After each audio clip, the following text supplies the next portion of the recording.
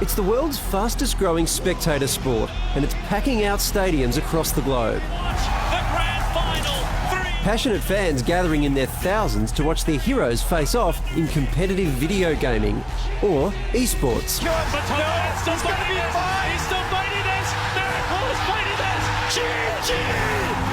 For the players, gaming is more than just a hobby, it's a full-time career. They hunt as a pack. It is the Direwolves! I was playing for fun, and then I realized there was a whole circuit going on, and I was like, my level was up there. I'm like, wow, I can play and I can make money. I want to do this. I just really love the game, and I love being the best. And then the financial part provides me to continue to do what I want to do. The Direwolves is one of Australia's most successful professional esports teams, competing in the online battle arena game League of Legends. They're one of 8 teams in the OPL, one of dozens of esports leagues in Australia. They train 5 days a week at a purpose-built esports centre at the SCG. You wake up, jump into practice, 2 blocks of practice with the team, so it's like 3 hours. After that, we have solo practice, so at the end of the day, you're adding up like probably 10 hours total of mandatory practice. There's definitely a lot of traditional elements to it, right? You've got the schedule and preparing for the matches and match days, as well as like structuring your practice day to day, you're setting your goals and that type of stuff. But then there's also a lot of the specific in-game strategy like you would in AFL.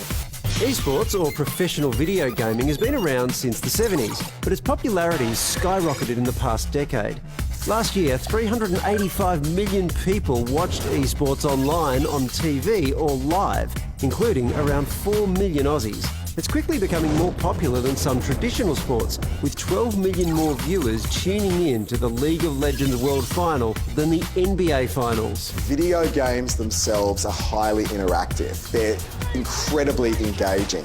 And what we're seeing now is not just the ability to play with other people, but also to get that further around sport, around that excitement that I myself can be part of a sporting movement.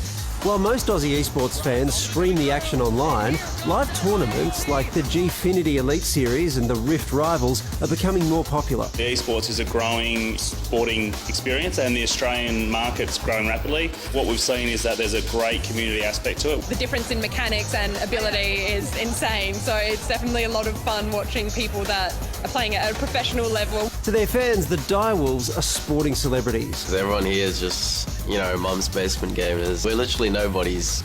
Yeah, it does feel weird. I found out that every day when I go get lunch in the city, there's people who recognize me, but they just don't want to, they're too shy to come up to say hi. And I found that really weird, but cool at the same time. The industry is growing by nearly 40% each year and is now worth more than $1.2 billion. The world's best players earn millions in prize money and sponsorship deals. But the Australian industry is lagging behind.